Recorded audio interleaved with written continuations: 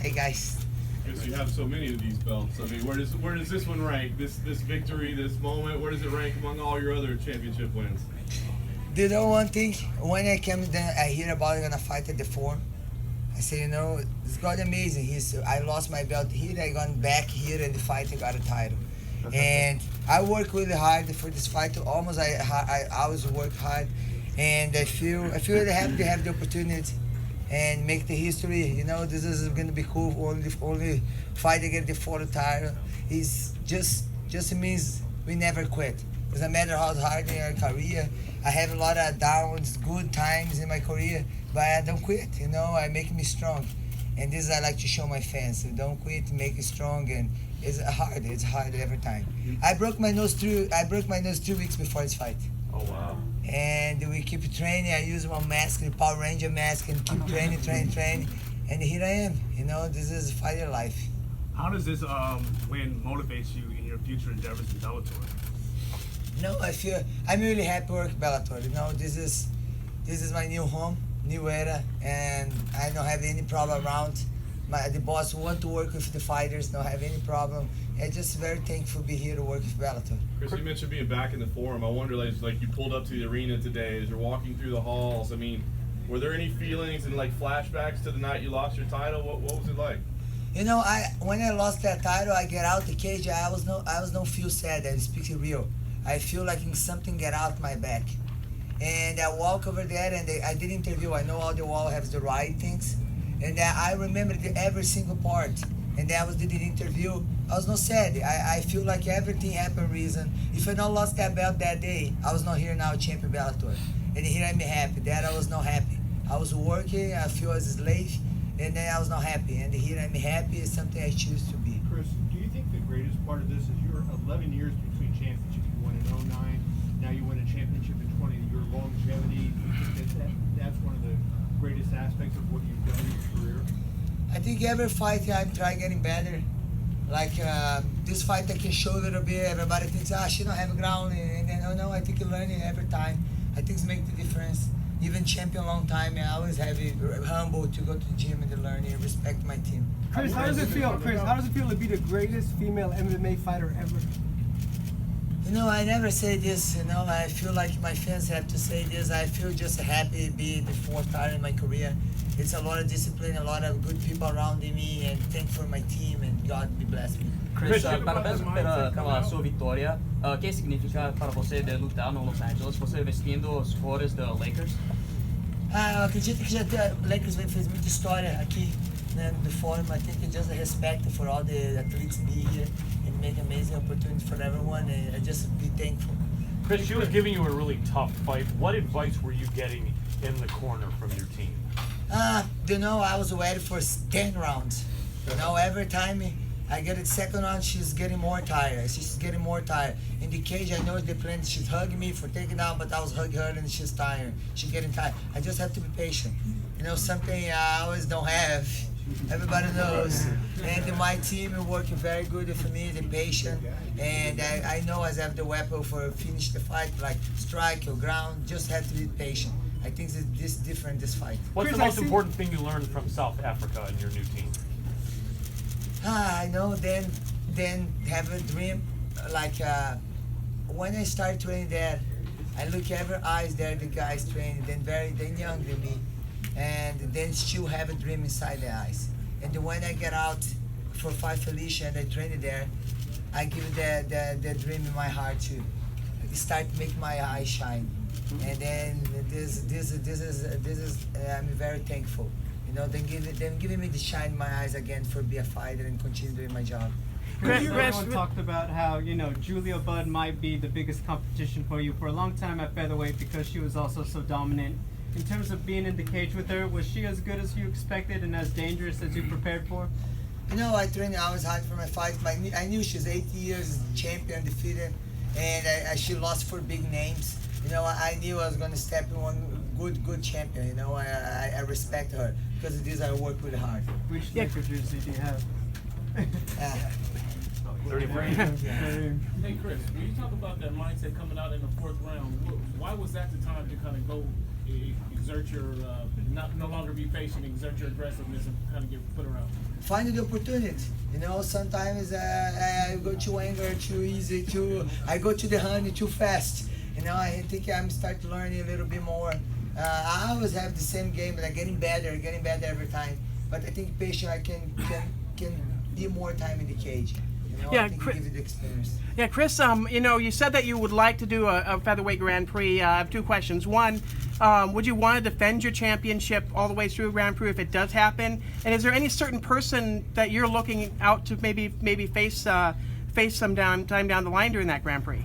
You know, I came from shooter box, and then everyone there doing Grand Prix in Japan. And then Scott, nice to work with him because he can work on other promotion.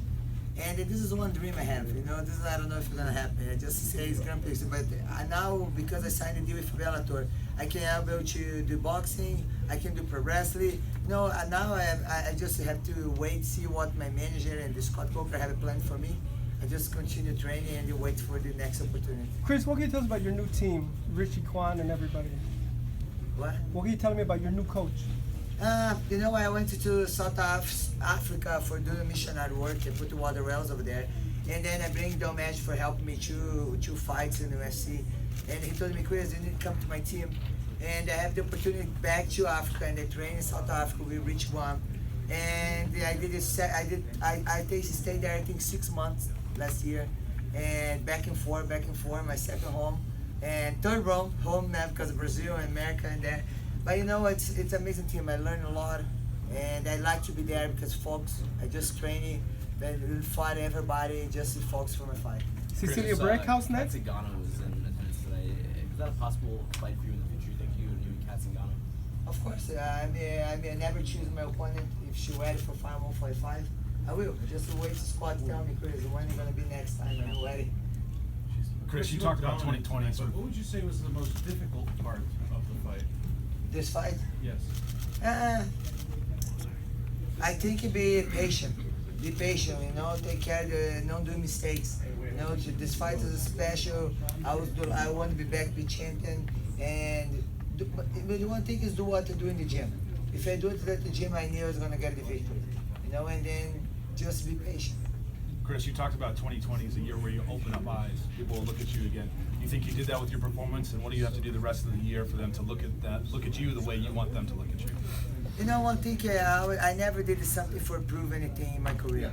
You know, I just do my thing, and I just go over there to do something I love to do, and I just let my fans think. You know, let it do my performance, my faith I have, I show them, change them. You know, put some seed in hearts, and that's it. I just love to do what I do, and then I think this is make them happy.